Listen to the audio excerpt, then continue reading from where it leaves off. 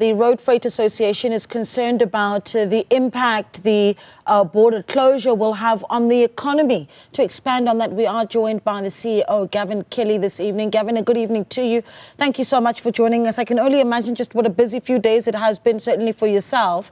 But I want to start with this. The minister there talking about 20-kilometer queues outside the Lebombo border post. Is that the situation that you're aware of still at the moment?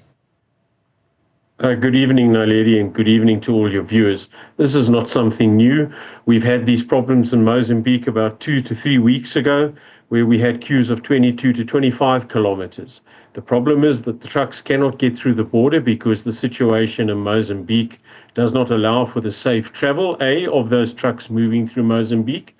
And secondly, the port of Maputo, well, a couple of weeks ago, had ceased operations. They'd closed their gates. So yes, there could very well be a 20 or a 21-kilometer queue of trucks as we speak. We have been chatting to our members who are there. There are some members who have been caught or stuck in this queue for at least 48 hours now. Sure. And that's a whole conversation on its own, what happens to some of those members when they are stuck in the queues. But just to look at the situation for those of our truckers that are inside Mozambique, there were, of course, some concerns around whether or not vehicles were being stoned, vehicles were being impounded in Maputo. Is that a concern that you are able to either confirm or deny for us? Oh, no, lady, it is a concern. There are a couple of sporadic reports of that happening. What we do try and do is pull the vehicles through, but obviously if the border itself, if the entrance between Mozambique and South Africa is now being stormed, and there have been some visuals during the course of the day, and just looking at the screen to my right, I see that the border has still got protesters around it. So if there are problems at the border itself, we cannot get trucks or any vehicles through there. It's not just trucks, it's buses, light motor vehicles as well. And of course, our concern is the drivers. There have been reports of the drivers being accosted and beaten. Thank God we haven't had any drivers killed yet, and hopefully we're not going to have that situation. And then, of course, desperation setting in Mozambique and frustration. So the vehicles themselves are attacked and looted. But that is something that unfortunately is almost what happens every day. We try to get trucks through. The trucks on the South African side of the border themselves are not immune to opportunistic crime. And that is where we have, over the last couple of months, implored and got various projects on the go with the local South African police services, with traffic and security companies themselves. Yeah, you paint quite an interesting picture when you talk about how you're able to see protesters at the border. So if you could, Gavin, for those of us that aren't able to get close and see what the situation looks like at Lebombo border post, once those protests do flare up, the experience of a truck driver, let's say they do make it over that border post into Mozambique, what's the immediate thing that they've met with when these protests do flare up? So immediately what they're seeing and experiencing. You must understand, we only have camera coverage at the border itself, and we get that footage from various sources. Sometimes it's from inboard or onboard cameras, forward-facing cameras from the truck. So generally, the trucks are filming what they can see, or what the camera can see, through the gate onto the other side. This afternoon, we could see about 20 to 30 meters away from the gate itself, we could see a crowd of about 50 to 100 protesters being kept away from that gate, singing and chanting. They weren't throwing any rocks at that stage, and between them and the border post where the truck. Gavin, are you still there? Okay, some connectivity issues there with Gavin Kelly, and he was really giving us quite the image of what it looks like when our truckers do make it into Mozambique with those protests flaring up. You'd remember, of course, that this is as a political tension has continued to really be seen in Mozambique as a result of that contentious election that, of course, opposition parties have said was not a free and fair election. Supporters of Venancio Mondlane are continuing to protest those election results. And in fact, we've seen quite a few spates of these protests taking place. And so what it has meant is that for the Lebombo border post needing to open and close multiple times, we're hearing as well from the Transport Minister, Barbara Creasy, that at this point at the Lebombo border post, as of this morning, queues of trucks are making their way in and out of the country there, snaking all the way to 20 kilometers.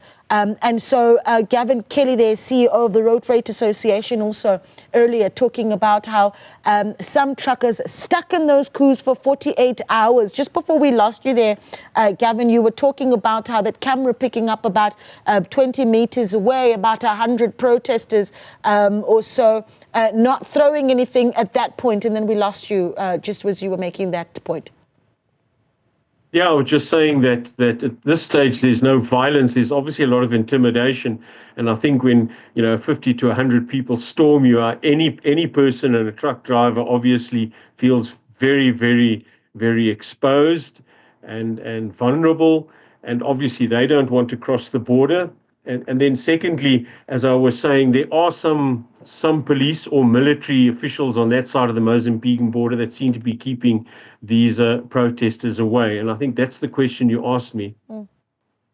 Yeah, I'm also keen to talk about the economic impact of this, because it's going to be really difficult to say when we're going to see these protests coming to an end. Very soon after the elections, Absolutely. Very soon after the election, there was a sense that there were going to be a few bouts of the protests, and then it seemed that those bouts really becoming quite endless. This is as Venancio Mondlane continues to see those protesters coming out in support for him. So the economic impact of it, and what worries you most where that's concerned? Well, the biggest problem is that there are upstream and downstream costs that now affect this logistics chain. And in Norman parlance, that means that there are costs that you incur every day. So transporters at this stage stuck at that border post will probably be, in terms of transport logistics, we're losing about 6 million rand a day. That cost is worked out in terms of what it costs to employ people, to keep the trucks going, your various financial responsibilities that you have. Then there's logged on costs to that. So in other words, those who support trucks, those who sell things like fuel, who sell food, accommodation, who service, those sort of things. So we worked out about 3 to 4 weeks ago, we're probably losing in the logistics supply chain around 10 million a day. And that was for about 6 or 7 days. So we probably already at about 70 to 80 million from the previous couple of stops. We've now got another 2 days of that. So very quickly, there's 100 million rand that's being lost in the logistics industry. But it has a knock-on effect to a lot of businesses who are trying to get their goods through Mozambique. They're using the port of Maputo because other ports in South Africa, for example, are just not doing what they need to do. And there are many businesses that cannot take this stop in terms of their revenue generation, and we can see job losses, we can see businesses closing, especially the small businesses that just don't have that financial reserve to keep them going through something like this. And we don't know how long this is going to last, whether this is just the beginning of something that can really turn nasty, or whether this is sort of the end phase that the guys are going to say, okay, we've done the public protesting, we're now going to sit around the table.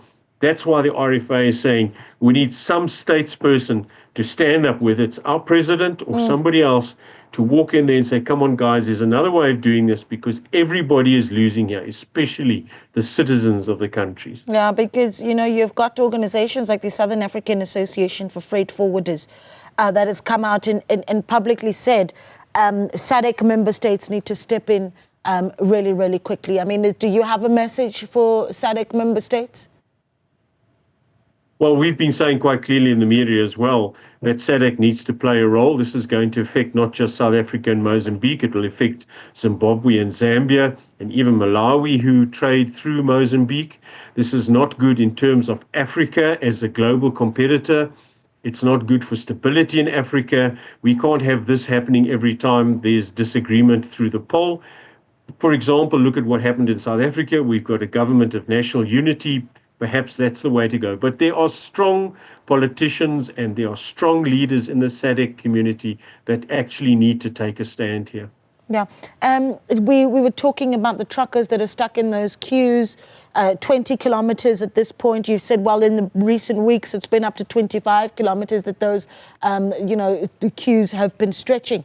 If you've got a trucker who's stuck in that queue, I mean, look at that, right? Our viewers seeing that for 48 hours. What are they eating? You know, I'm just talking about just the basic needs of anyone in that situation. Well, that's, of course, the greatest concern for us. So obviously, the Road Freight Association is a membership-based association, so we know about our members that are stuck in the queue. We try to help them, but we also try to help other truckers, other drivers, other companies who are stuck in that queue, and we try to get the local community to assist, because obviously we can't get everywhere all the time. So what we try and do, for example, is ensure that there's security around their trucks. So when the drivers need to go and have a wash, or they need to go to a toilet somewhere. So what we've tried to do is ensure that there are toilets along the route. I don't think they've been set up this time round yet, so we're a bit lagging in that. We try to make sure that there's water to them, and that there are security companies, local security companies last time really came to the party and assisted with ensuring that the water and food parcels were brought to the drivers, and that they were able to go and relieve themselves and have a shower while their truck was looked after. Those are the greatest concerns in that queue as we speak.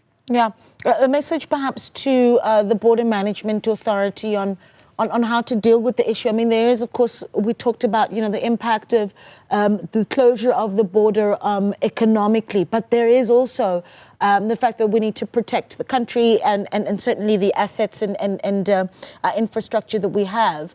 But what's the sort of balance that you see the Border Management Authority being able to strike, and how you rate how they've responded to the situation? Well, that's a difficult question on the one hand, because the Border Management Authority really looks at the operation of the border post and the crossing and the processes related to that. One could argue that they have a bit of a wider responsibility around security of those within the precinct of the border. But once you're outside of the border, apart from perhaps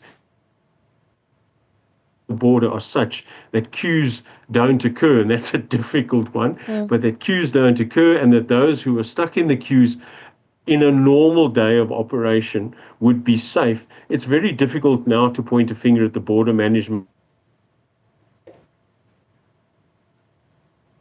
Okay, yeah, that line giving us some trouble, but I think we've really gotten the gist of it. And Gavin, we do appreciate your time. Gavin Kelly is, of course, the CEO of the Road Freight Association, and giving us, I suppose, their view on the situation at the Lebombo border post as we see those post-election the protests continuing in Mozambique, and also having a massive impact on how the freight industry is able to move goods in and out of the country. Transport Minister saying queues there standing at close to 20 kilometers of trucks unable to move.